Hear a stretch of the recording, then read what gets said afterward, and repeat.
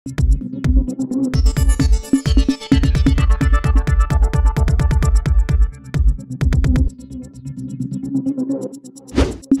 News Maharashtra बातमीचे वास्तववादी विश्लेषण। नमस्कार, आपण पाहत आहात टुडे न्यूज महाराष्ट्र, सत्य, तत्पर आणि जनतेच्या सेवेत सदैव। उदगीर शहरात दिवाळीच्या अगोदरच फटाक्यांचा वर्षाव झाला, पण हा वर्षाव आनंदाचा नव्हता तर 20 टिणग्यांचा होता। रेमंड शोरूम समोर असलेल्या ट्रान्सफॉर्मर मध्ये आज सायंकाळी अचानक तांत्रिक बिघाड झाला।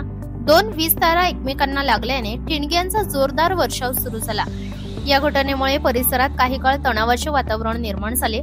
सदर घटनास्थळी महावितरणचे कर्मचारी दाखल होतील का आणि वीज पुरवठा बंद करून दुरुस्तीचे करतील का?